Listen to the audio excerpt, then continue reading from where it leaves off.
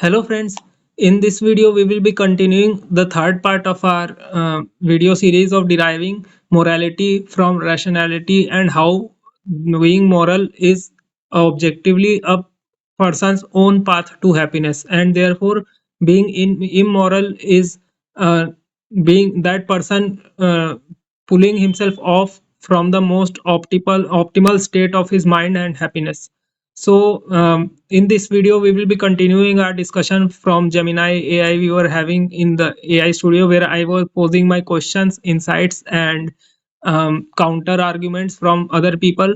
And I was asking Gemini to act as a philosophy professor, and it will provide some counter arguments, and I'll provide some arguments to its in response to its arguments, and see if we can reach to a rational conclusion. So if you have not seen the first two parts of this video, I'll link the playlist to this corresponding video series, and you can watch from wherever you missed it. So now I'll be sharing my screen and we'll be continuing with the discussion. So over here you were having, as we observed, that my friend posed his argument with refining with his from his side with an AI, so that he can use good words, because actually we often know the concept, but because we don't put very good words, then it is sometimes difficult to convey to friends. But because when we pose our ideas to AI, it can pick up from the best literature and give it in a very refined response, so it is easily conversible in the standard philosophical language.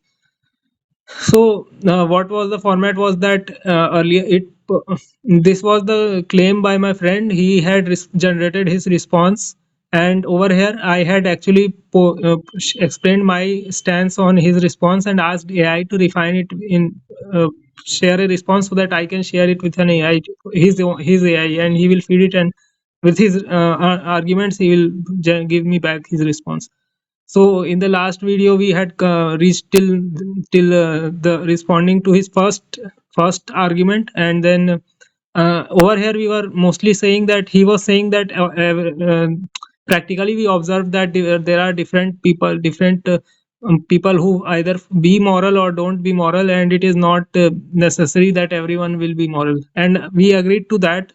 I was only saying to him that it is right that people are there in the world who are not moral or moral, but being moral is a choice, rational decision, because it will lead to your own happiness. And my belief is that any person does whatever he does is for his own happiness. So after all, if someone is being moral or being altruistic, is also because for his own happiness. So that's why I wanted to convey that someone is not moral or not compassionate is not living his most optimal way of life, and not reaching his his optimal peace of mind. So that's why being moral was a rational decision for that person himself. So that was what we discussed over here. If you don't want to see more, you can watch the previous parts. Now uh, this is again the response generated by my friend's AI, and then over here actually point by point inputted the audios to what after reading his response and seeing what was the counter arguments to his response. So I asked the AI to refine it and present the counter argument so that I can present it to him. But first we will discuss the arguments which were presented by his side. So this is what he has given. This is not the response generated from our side. This is the input we have given to our AI from because of the response which my friend has shared me. Okay. So we'll read this. Rebuttal: psychological necessity versus logical elegance. On exertion and the value of life. Continued living implies valuation of one's own sentient existence. Exertion demonstrates self-preservation, not universal sentience. Humans value things indexically. My pain over others' pains, my survival over strangers' survival. This does not require abstract universalization. Therefore, continued living shows self-valuation, not valuation of life as a general principle. What is it saying? On exertion and the value of life. uh, when we said to it that we value our life because we actually value sentience, so it is over here it is overall saying that no, we value our own life, and so we are trying to preserve sentience for our sake. Let's see what's there. Continued living implies valuation of one's own sentient existence. It is saying that we value our own sentience, not sentience in general. That's why we value continued living. Exertion demonstrates self preservation, not universal valuation of sentience. It was saying that it is we don't we want to preserve ourselves, and we it is not that we value sentience universally. um, Humans value things indexically. My pain over others pain, my survival over other strangers survival. Yeah, that's right, this is not what I will disagree, but there is more to that. We'll see what is the response to this. This does not require abstract universalization. Therefore, living shows self-valuation, not valuation of life as a general principle. It is saying that we cannot universalize what the point that we value sentience in general. It is that we value our own sentience. That's what it is saying. On egoism and the scale of one. Human valuation is psychological and biological, not mathematical. Valuing something because its mind does not require valuing all instances of that category.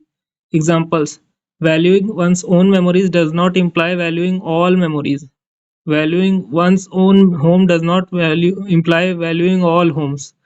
Egoism may be morally unattractive, but it is logically incoherent. Failure to universalize is not a contradiction, it's a stable cognitive pattern. On egoism and the scale of one. The values human valuation is a psychological and biological, not mathematical. We were trying to input too many formulas or proportions, like directly proportionate or things like that. So it is saying that you shouldn't use too much mathematics over here. Valuing something because it is mine does not require valuing all instances in that category. So it is mine again. This mine and your that argument is coming because it didn't consider the one which we made earlier regarding it is mine or it and mine is therefore one equal to, like my we are saying when we say it is precious because it is mine, then we are saying I kind of I am precious because I am precious, so we cannot measure it one equal uh, on you cannot say I am precious with respect to myself. So that's what was logically wrong, but it is saying it is still pushing on that. So we'll give a rebuttal to this later on. We will give the same or more or less similar rebuttal, but it is not accepting. Let's see what we gave last time. We will give it again. Valuing one's own memories does not imply valuing all memories. Valuing one's home does not imply valuing all homes. It is saying that yeah, we value more of our home than others or our memory than others, but that does not mean that we don't value other ones. About that's what I was saying. We value our own because there is a philosophical and then there is a biological factor also. The philosophy and psychology are the second byproduct, maybe we can say, but the engine which is running this body, this mind, this brain, everything is the biology. So biology is the engine running the body over there. Out of it is the product of psychology and philosophy and all that.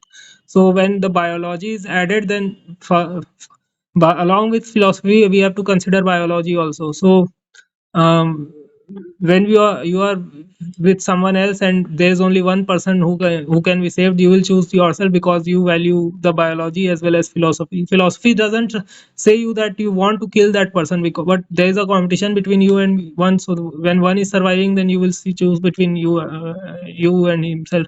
But when there's no when that thing can be avoided, when we can avoid such situations that we are have to choose between two, then that's not required. We don't have real situations all the time that two out of two people one will be saved, but at that point you are philosophically being wrong over there. When if you are being philosophically wrong over there when you are choosing yourself for harming others for no reason. Failure for yeah, this is done. Failure to universalize is not a contradiction, it's a stable cognitive pattern. Um, let's see what it is saying. It's not a contradiction, it's a universal stable cognitive pattern.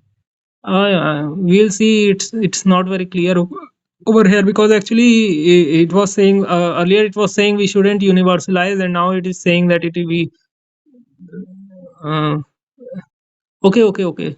It is saying we should failure to universalize is not a contradiction. Means mm, failure to universalize is valid. It is saying like that. Yeah, I would say that we can give one ourselves over more over other, but that does not imply we shouldn't give any value to anyone else. That would be logically inconsistent. On happiness forcing morality. Wait a second, I'll drink water.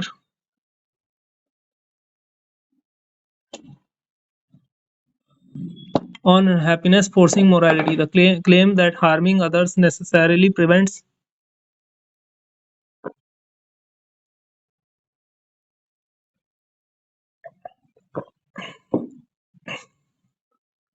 the claim that harming others necessarily prevents deep happiness is empirically false. Human minds sustain well-being via compartmentalization, rationalization, moral disengagement. Cognitive dissonance does not automatically cause suffering; it produces justification. Some individuals who harm others still report long-term contentment and purpose. This disproves psychological necessity even if moral desirability remains. Let's see. The claim that harming others necessarily prevents deep happiness is empirically false. No, we will contradict this. It is saying that it is not necessary that if you are harming others, then you cannot be deeply happy. You may be, but that's not the most optimal way. Human minds sustain well-being by compartmentalization. We'll press upon this. What this brings compartmentalization. It means you are creating boundaries between when there is logical contradictions. You create compartments that you will be logically right in some of the things, and in some things you will be logically wrong, and it doesn't matter to you. Law rationalization, moral disengagement. Some things you will be morally engaging, and some things you will not engage in morals, because that doesn't serve your purpose over there. So but it is saying you can be happy in this way. The cognitive dissonance does not automatically cause suffering. It often produces justification. Some individuals who harm others still report long-term contentment and purpose. Cognitive dissonance does not automatically produce. Yeah, it doesn't, it may not necessarily cause you suffering all the time, but there will be some friction in your living. You will be having a void internally and conflicts within. We will discuss more in the response. How many are there? Let's see. If there is only 1 point more, then okay, I'll share this last as well, and then we'll start discussion. The claim that harming others prevents deep happiness is empirically false. Human minds sustain well-being via compartmentalization, rationalization, moral disengagement. Cognitive dissonance does not automatically cause suffering, it produces justification. Some individuals who harm others still report this was done, I guess. This disproves psychological necessity even if moral desirability remains. Okay, it is saying that it is not necessary for human to be happy, moral to be happy, but we will discuss more in contradiction to that. Right now I'm just explaining what it is saying. Core conceptual error. Logical consistency, moral desirability, and psychological necessity are distinct. A worldview can be morally fractured yet psychologically stable. Psych- Philosophical coherence is not required for subjective fulfillment. Core conceptual error. Logical consistency, moral desirability, and psychological necessity are distinct. Okay, logical consistency is not directly linked to moral desirability and psychological necessity. It is saying that it is not necessary to be logically consistent and morally desirable. Yeah, it's not necessary, but if you want to have the more coherence in your and peace of mind, then can be it is better for you. But we will discuss more. A worldview can be morally fractured yet psychologically stable. Okay, yeah, this person can be stable and morally his worldview can be fractured and still he can survive. There's a difference between surviving and living with a well-being. Philosophical coherence is not required for subjective fulfillment. um, no, this is wrong, I'll contradict this. Philosophical coherence is required for subjective fulfillment, best fulfillment, I would say. Let's discuss this more down the line. Final clarification: universal valuation of life is ethically compelling and philosophically elegant. You may you optimize happiness for many minds. It is not a necessary prerequisite for happiness across all minds. Uh, it is saying that being ethical or philosophically, let's say, philosophically compelling and emotionally philosophically elegant, like it sounds good to be moral, it is saying, but it may optimize for many minds, like it is saying that for many minds it will be good also, but not necessarily for all for all minds it will be good, it is saying. But we will discuss more regarding this. The argument establishes a normative ideal of happiness. It does not establish a universal psychological law. Descriptive human behavior contradicts the claim of necessity. It is saying that it is a good theory, but not universally applied to everyone. What we are seeing in reality is different from what the theory is. Okay, we will do this contradiction. Actually, this response was not completely accurate all the time. If you want, you can pause the screen and read, but there were other points also, so I will go below this, because actually I instructed it again to reconsider what I said in the last response, and then it generated a good response, which I'll show. This is one is having the right logical arguments for discussing all the contradictions to what the AI response for my friends from my friend's side was. You are actually I was oversight followed the happiness conclusions overshadow foundation.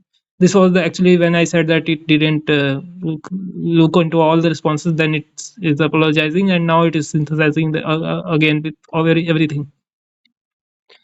I have now synthesized your earlier points regarding euthanasia, the nature of self-harm versus sentient harm, and the animal/human distinction with your later points, psychological consistency. Here is the complete integrated argument that attempts to close the loop of your debate with your friend. This structure defends your position that valuing life is not just an emotion but a logical necessity of a coherent mind. Here is a complete integrated argument. It is now giving the full integrated, considering all the points, and attempting to close the loopholes which were there in my friends from the friend side. It is my showing my arguments from my side are valuing life is not just an emotion but a logical necessity for a coherent human mind. When you want to be logically consistent, like it will be giving you coherency in your mind, so it brings a logical, in that ways it becomes a necessity to follow this. uh, the unified thesis: sentience is an axiom of value, is the axiom of value. Sentience is the actually it is now breaking the dilemma that actually we are everyone is valuing sentience only, not himself, not me or not you in the general terms. The metaphysical rebuttal: addressing euthanasia and self-harm. um, you argued, if I end my life to escape pain, I am not harming myself because the I of me, my I, ceases to exist. Therefore, I am, however, ending a unit of sentience. When it was saying that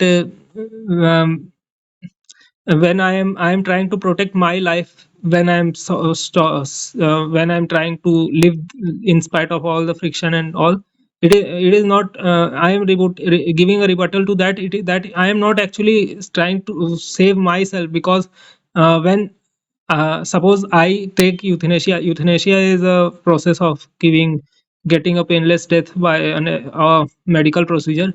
If someone is taking that, it is not harming that person, because his own self stop to exist. So when that's not existing, then how can it be harmed, right?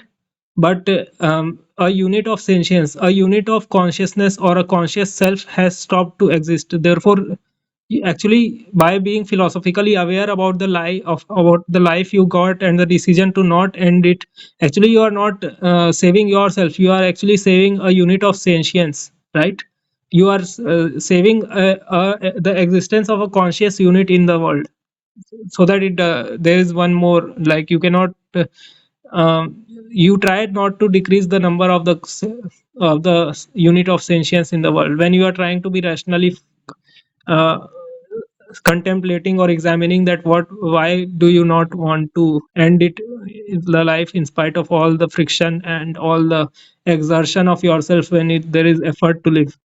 Okay, let's explore more the implication. This proves that the value of life is not attached to the ego, the I, but to the phenomena sentience.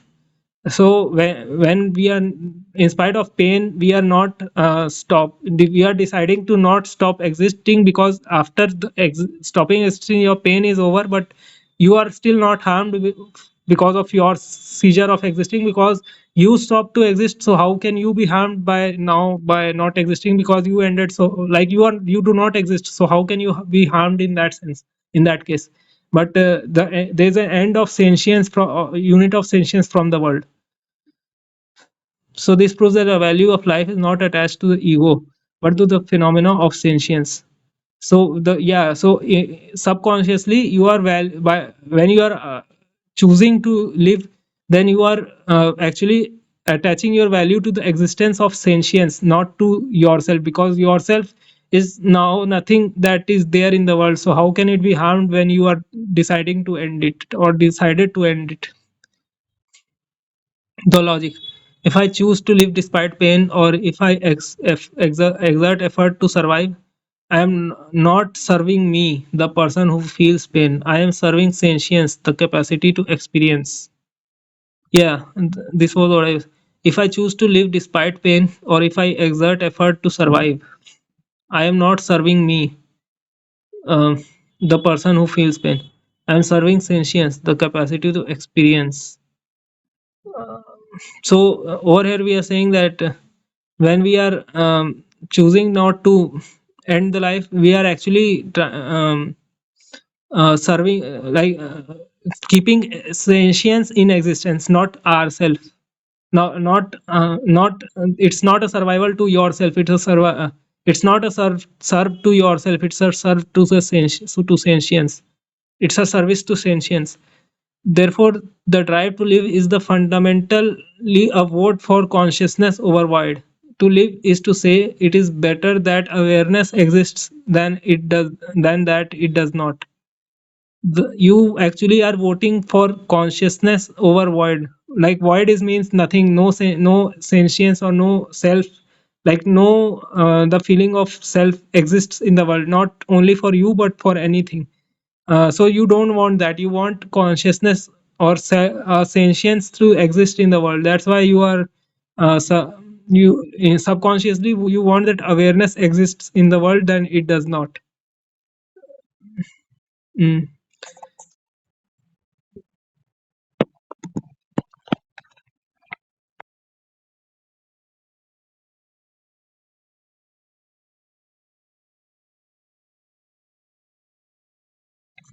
Okay, just a minute. Sorry for this. Um, yeah, then the epistemological leap, the human versus animal distinction.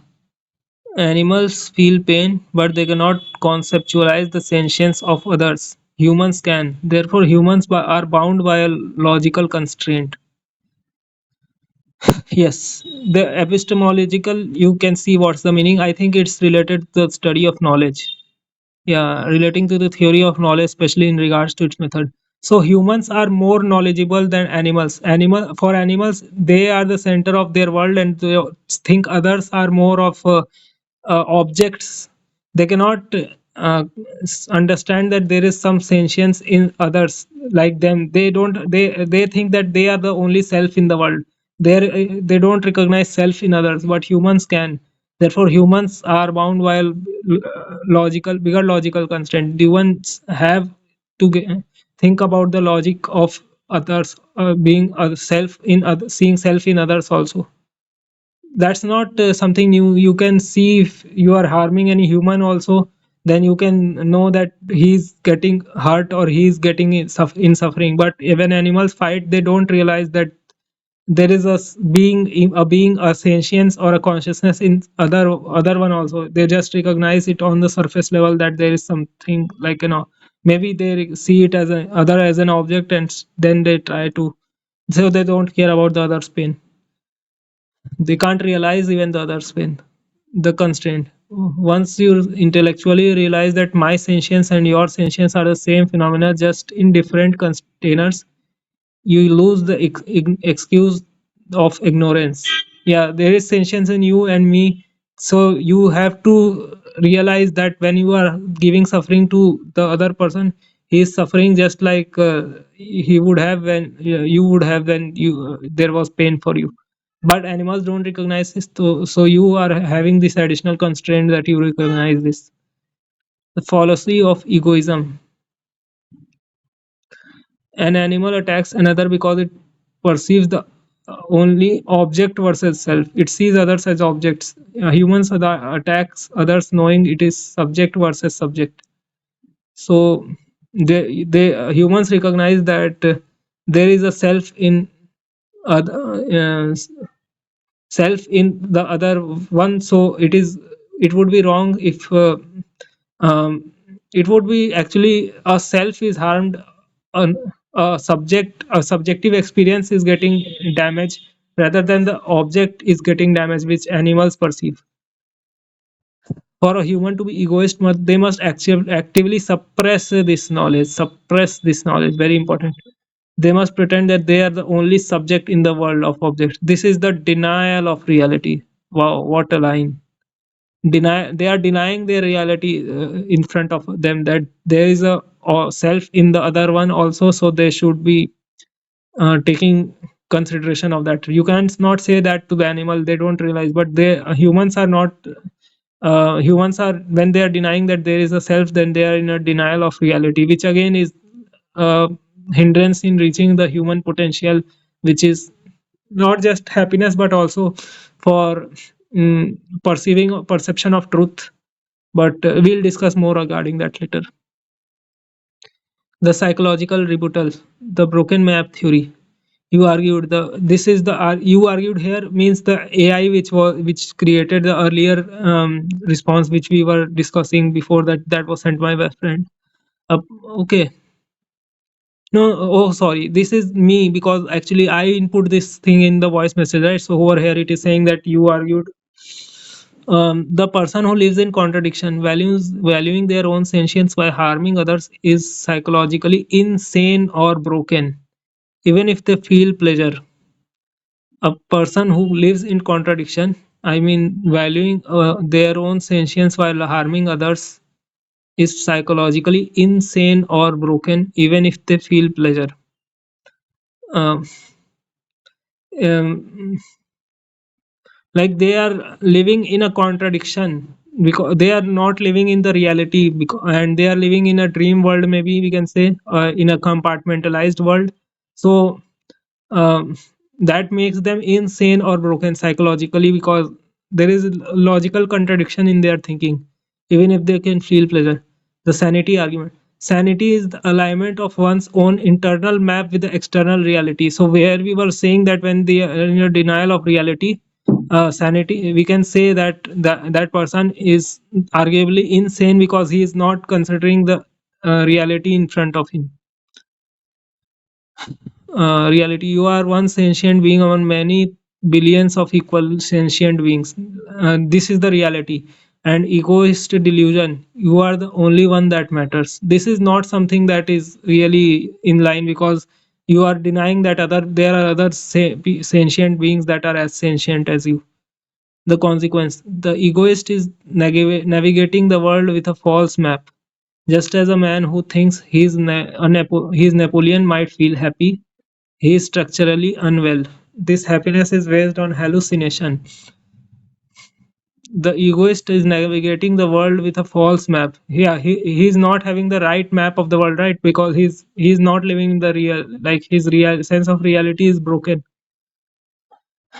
Just as a man who thinks he is Napoleon might feel happy, he may be think, like for example, he's saying that someone may be keep on thinking that he is Napoleon and start feeling happy, but he's living in a hallucination or a dream world, and those are therefore structurally unwell. He's not living in the right human potential, because he's in denial with reality. The cost of incoherence. Maintaining this hallucination requires energy, suppression of empathy, rationalization of harm. Let's see how this psychologically matters in medical terms, maybe we can say.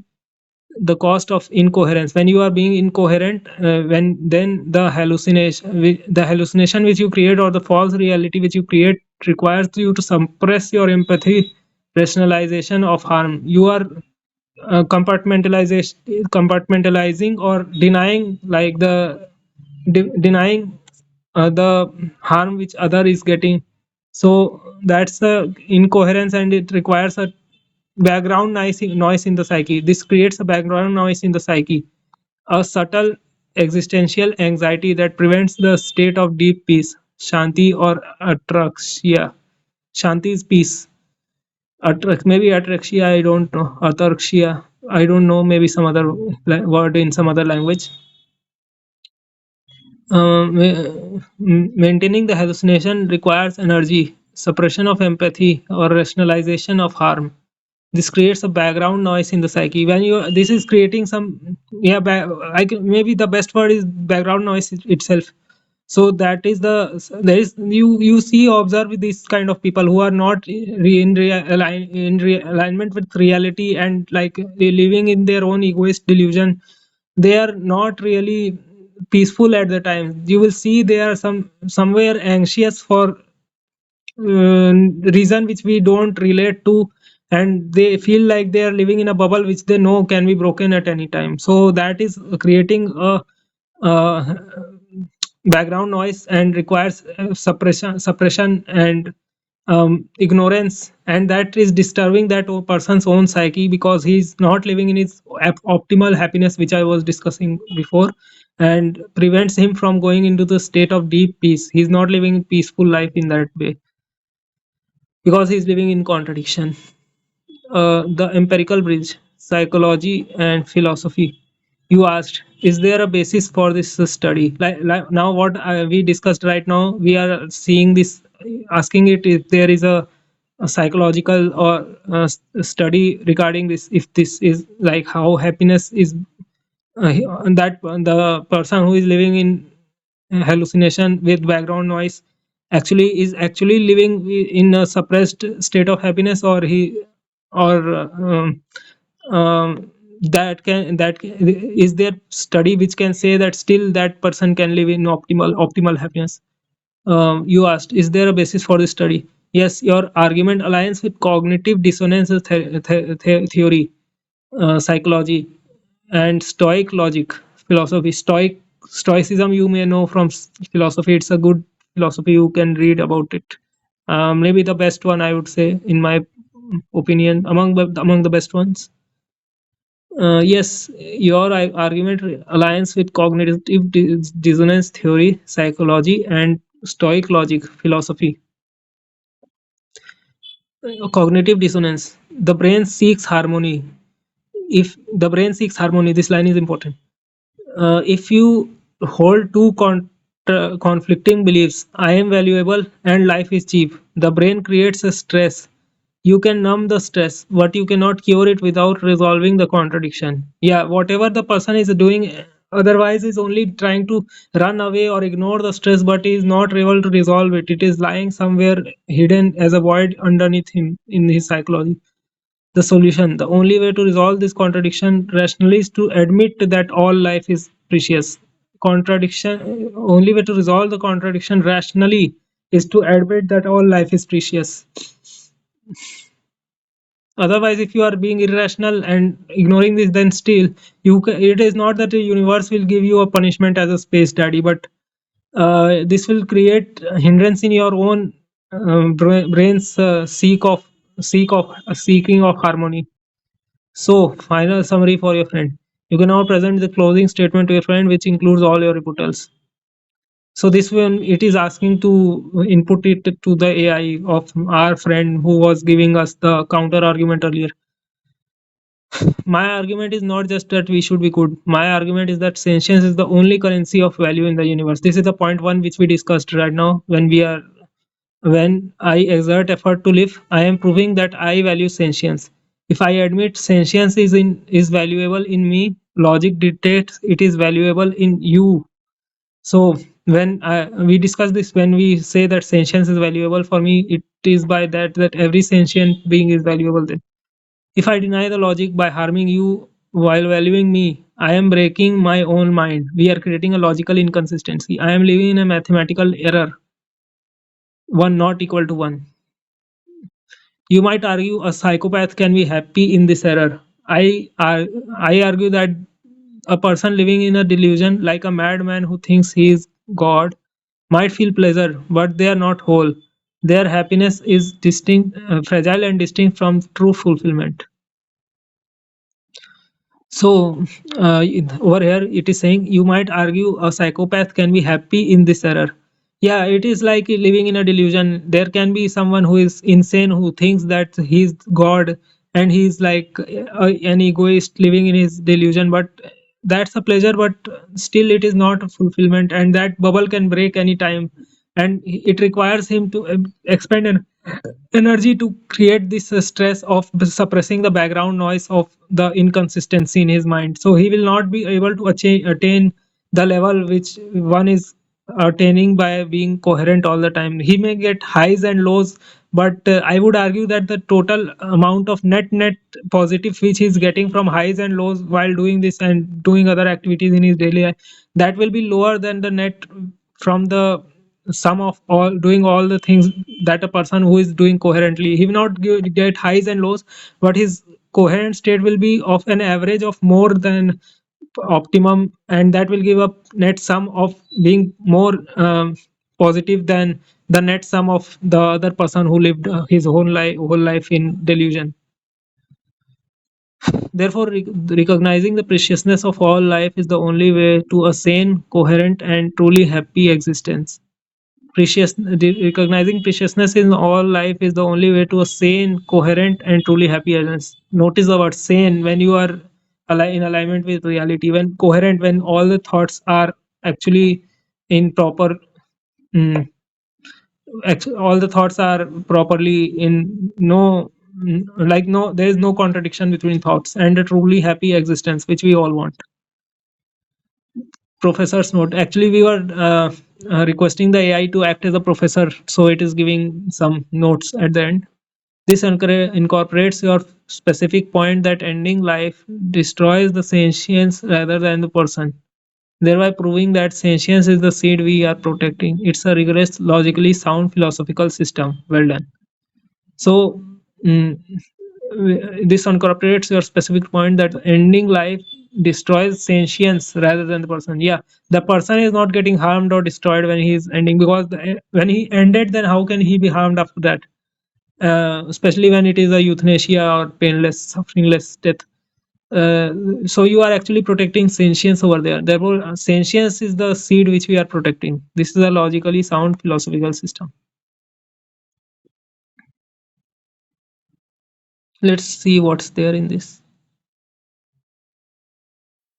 My friend is actually saying that I am actually giving assumptions again and again that it is necessary for the people who are actually people to have full coherency in their thought, and there shouldn't be compartmentalization, and that is creating more happiness for them. That's my assumption again and again, because I am basing it based on how I feel, or how, like, I have seen some examples, or he's saying that even studies are also done with people who are more into transformative, like they want to change their life, and so they have, first they were doing some selfish things, and now they have changed, and now they are feeling happier. But there's only those people who actually feel that they need to change. Only those people do such things. And so even if even if someone who is actually enjoying the compartmentalization would try, then he will not feel it. That's why he doesn't even try or care, because he doesn't care, because he doesn't feel the pain of the compartmentalization. And I was saying that only we can only compare for the based on the result of the person who has tried both the things, and then came to the realization of which of the two is better after the trying. But before trying we can't conclude. So he said that if we can't conclude, then it would be that I am basing my conclusion based on the I am forcing my conclusion based on assumption that that person will also feel the same, based on how current people are facing the. But the dilemma over here, I feel, is that only those people try who feel the need to change, and then those who don't try also are we don't know if they will feel better or not. But is there psychological studies rather than just philosophy? Because philosophy is not very empirical. We don't really know if it affects, but it is just a metaphysics kind of thing. But psychology will help us in real determination based on results of change.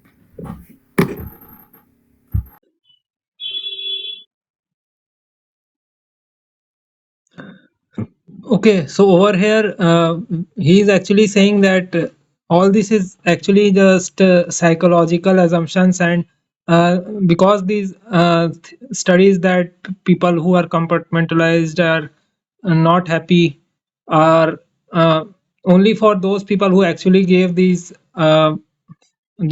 clinical trials because they were not feeling happy, and the people who are actually compartmentalized and living happy won't go into such trials or seek such methods. So it's kind of a bias in these studies. But then how do we actually decide if this is true or not? So let's see what was the response, and we'll try to follow up. This is an extremely difficult rebuttal because your friend is standing on the ground of moral relativism and subjective utility. He is saying, if I am a happy psychopath or a happy materialist, your definition of happiness is just your opinion. You need to shift to the debate from what makes people happy, uh, which is what uh,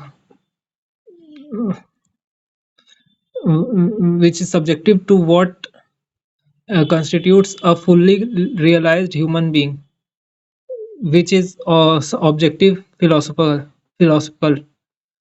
This is a extremely difficult rebuttal because a friend is standing on the ground of moral relativism and subjective utility. He's saying, if I am a happy psychopath or a happy materialist, your definition of happiness is just your opinion. Um, okay, he's saying that you are just imposing your opinion on me that I will be better by being adopting your worldview, whereas I am already happy in my life. So he and then the AI is saying that we also should consider this viewpoint that just happiness is not what humans are craving. There is a full there is a philosophical nuance over here that we require, that we want to be living as a fully realized humans, like we want to live in a full potential of ourselves. So Uh, Here's a strategy to win this. We must concede that they can be happy, but then attack the quality of that happiness. The response strategy, the happy pig argument. Concede the possibility of lower happiness. Do not argue that the greedy person is secretly miserable. He might be thrilled. But here is a famous philosophical question by John Stuart Mill. It is better to be a human being dissatisfied than a pig satisfied. Better to be Socrates than a dissatisfied. Better to be Socrates dissatisfied than a fool satisfied. So he's saying that living an intelligent life which is miserable may be actually better than living a foolish life. So this is somewhat relatable to philosophers who say that I want to understand the nature of reality, and that brings me to human potential. That's why he, in spite of all the problems and often stressful mental dilemmas that philosophers face, they don't leave it and still keep on pursuing, because they actually value being reaching human potential more than being living in a bubble of happiness all the time. So that's, yeah, that's true in some sense, but we'll discuss more regarding this. Tell this to your friend. I agree with you. A person living on pure animal instincts, greed, selfishness can be happy in the same way a pig rolling in mud can be happy. They are satisfying their own biological urges perfectly. So it is saying that, yeah, when you are saying that I will be happy by being that on that part, but will that give you the best optimal human life that you could reach? This is its argument. The definition of human happiness. Now introduce the distinction. We are debating human happiness, not animal happiness. Human consciousness has a human unique feature, reason and universality. If a human ignores their reason, compartmentalizes logic to chase material gain, they are voluntarily demoting themselves to an animal state. They are happy, yes, but they have sacrificed their human potential to get there. The definition of human happiness. Now introduce the distinction. We are debating human happiness, not animal happiness. Human consciousness has a unique feature, reason and universality. If a human ignores their reason, compartmentalizes knowledge to chase material gain, they're voluntarily demoting themselves to an animal state. Yeah, this is said by many people that you want to live as a human, or like you want to live a human life, or like living like animals. So yeah, this is right. And after some time, also people realize that when they are living in the not the in the not in the human best potential, it feels like they have a treasury, but it is left unused and like rotting in a cupboard, something like that, in some sense. So yeah, and people often want to leave that animal consciousness and leave or move to higher potential, but they feel trapped because they are addicted. But otherwise many people want to live that life and get move above it.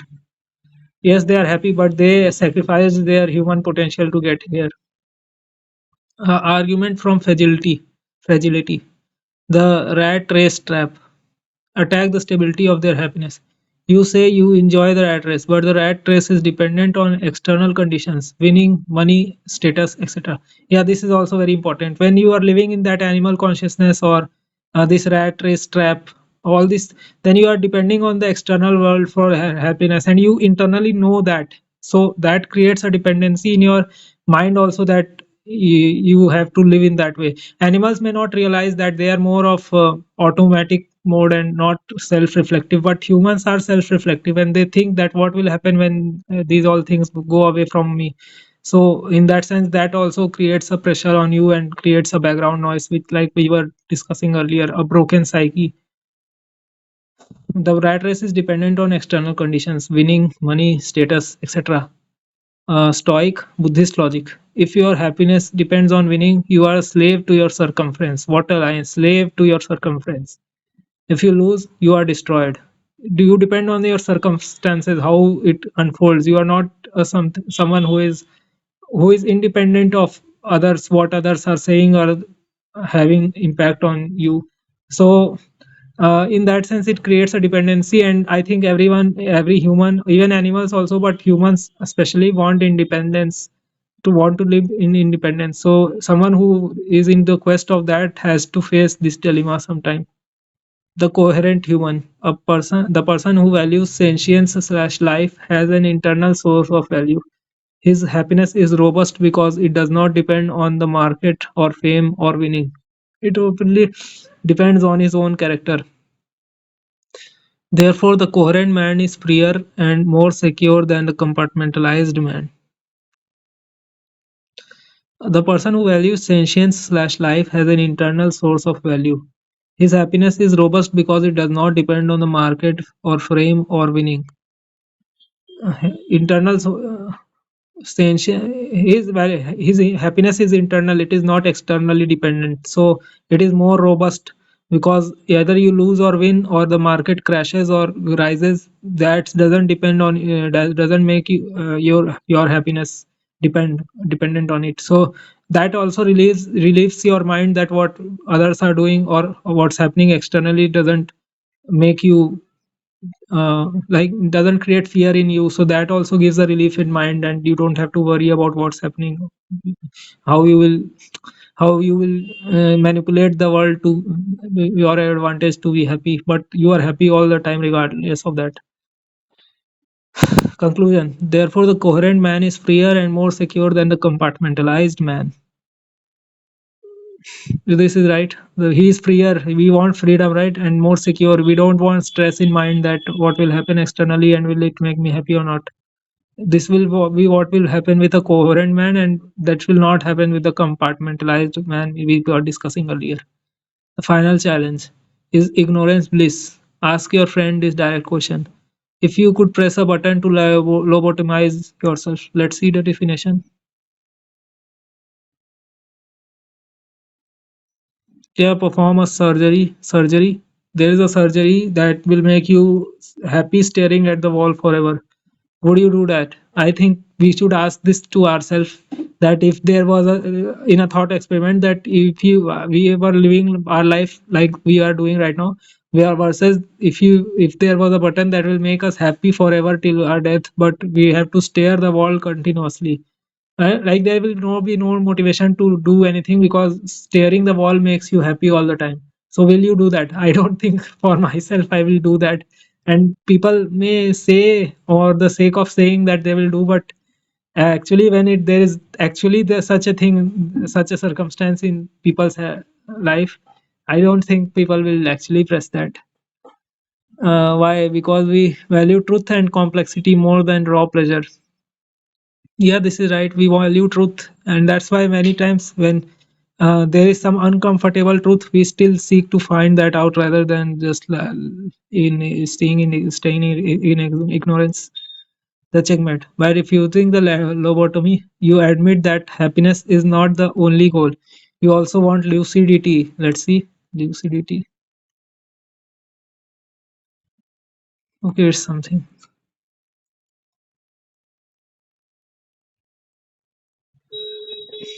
Spashtata or subodhata. This is written in Hindi actually. It means clarity, and what it does it mean to be lucid? The quality of being easily understood, completely intelligible or comprehensible. Yeah, we want to comprehend the reality and be intelligent rather than being dumb and happy. So that's a human desire, I say. So I think my argument is that moral slash coherent life is the only way to have both happiness and reality. Moral slash coherent life is the only way to have both happiness and reality. You want both happiness as well as reality. So that is can be achieved through morality and a coherent life only. The selfish life requires you to sacrifice reality by living in a delusion to get happiness. Selfish life requires you to sacrifice reality by living in a delusion. You have to live happy in a delusion. You may be happy, but then you won't have the face to face reality. Final sim. Many people, let's say, many people think that they are happy with what they are doing, but they also they also subconsciously think that they are living in reality. If they inquire it very deeply and very honestly, then they will feel the layers where they are living off reality. But many people actually fear to face that they are not living in reality also, so that fear itself takes them away from facing the uncomfortable truth. So that's a bit of interlock over there, so that's what's difficult to break, and it takes time. But there's still hope in that, because people continuously speak the truth, and in not in one time, but after, if people are hearing again and again from different people with different perspectives, then that wall of ignorance starts to break. So that's there how the world progresses. Final synthesis for the AI prompt. This is how it is asking to write to the response which the friend gave to the friend's second response. This is the second response from our side. Is how to frame this as for the final output. My friend, my friend argues that subjective happiness is the only metric. If a delusion makes you happy, it's valid. If I want to counter this with John Stuart Mill's qualitative utilitarianism and Nozick experience machine. Please help me construct an argument that says we don't just want positive chemicals. Okay, it's somewhat mixing that mixing between an instruction to the prompt and generating the response itself, but we can understand its context over here.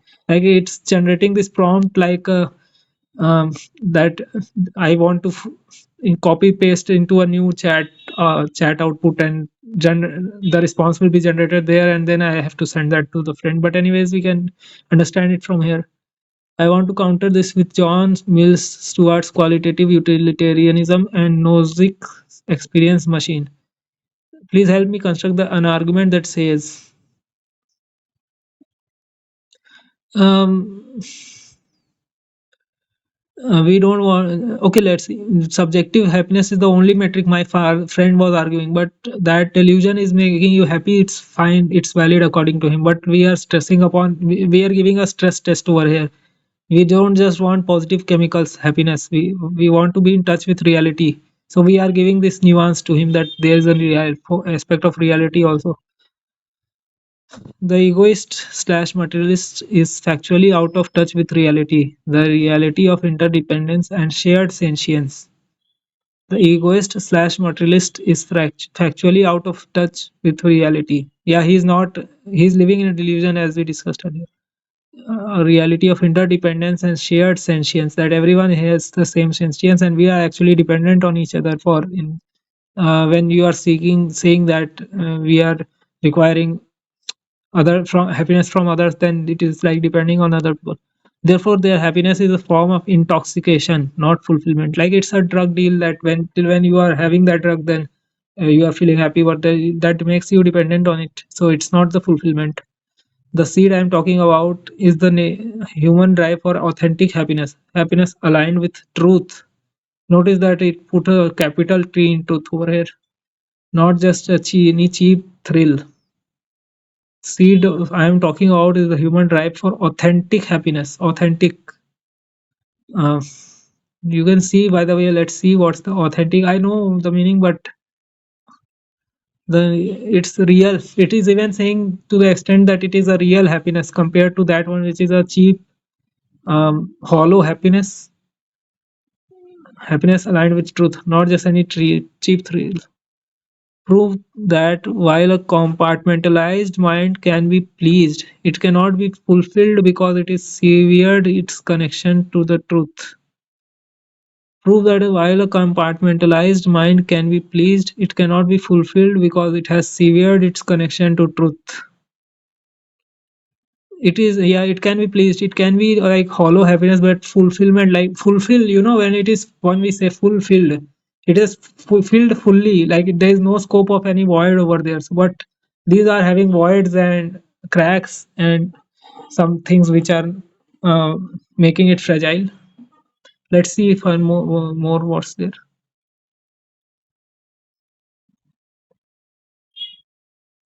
It's not playing. Let's see. It will anyways give the answer. It will include the context which was said in the voice message, but it will. These are not playing. That's why I couldn't play. This is an incredible deep dive. How much time is left? We'll do this and then pack up. This is an incredible deep dive, and you are right to be confused. You are stuck at the friction point between subjective well being, hedonism, and objective flourishing. Eudaimonia. Eudaimonia. Sorry for pronouncing that wrong.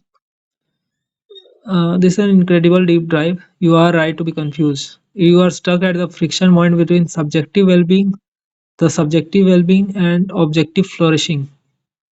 So let's address the core conflict. Is a happy delusion actually harmful? You are essentially asking if a psychopath is happy because his brain doesn't feel guilt, or if compartmentalization works for him, isn't he scientifically happy? If why do we insist that he is broken? Yeah, it is still like from the medical and research point of view, we are asking that is his happiness genuine if it is compartmentalized, or still there is some more truth to him being happy or not. Here is the philosophical and psychological breakdown of why your seed theory holds up even against a happy psychopath.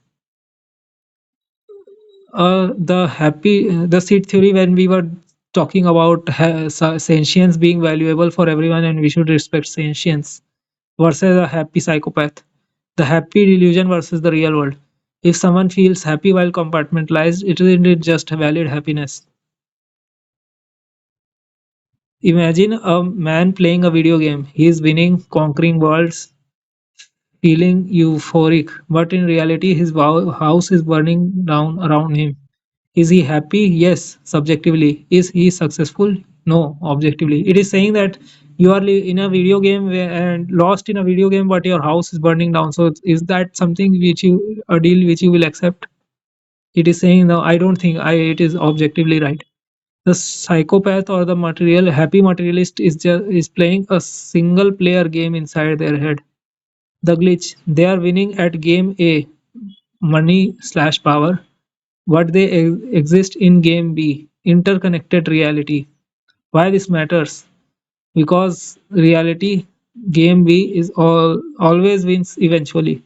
Their happiness is fragile because it is misaligned with the physics of the universe, interdependence. When they get sick, when they lose power, when they need true connection, their game crashes because they have no real world assets. Love, truth, trust, coherence, self. Yeah, they are winning the game, winning at like they are living in their own world, in their own mind, but the real world exists outside their mind, and it's actually we are interconnected with each other. So you are thinking that you are the sole player in your game, but that's not true. It's a delusion in your mind that will break. um, you have to face the reality of interconnectedness eventually, right? You cannot live all the time inside your head and be happy. Their happiness is fragile because it aligned with the physics of the universe. Fragile. It's fragile and bound to break even, I would say. When they get sick, when they lose power. That's things which we happens with everyone. That's the rule of life. Like we lose our money, or we get old, when we have to die someday. So those things are there, and he's not actually he even may be thinking about it, but shutting that circuit down, saying that no, I that's making me unhappy. But that's again running from reality, and that's again putting stress on his brain. When they need true connection, their game crashes because they have no real world assets: love, trust, coherent self. Yeah. So they were playing single player. Now actually when they land in reality, they want in a multiplayer, but they are not prepared for that.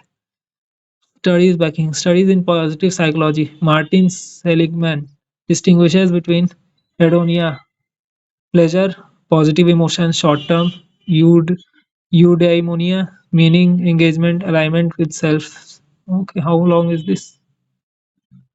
Uh, okay, let's finish this with the first argument, and we'll continue with this in the next ones also. Because it's getting video is getting long, and I'll discuss some more things over here. Uh, Studies in positive psychology distinguish between hedonia, pleasure, positive emotions, short term. These are like it is saying the hedonia fall incorporates pleasure and positive emotion, short term happiness maybe. Eudaimonia, meaning engagement and alignment with values, long term resilience. Yeah, this even sounds resilient because it is not fragile like the one which we were discussing earlier.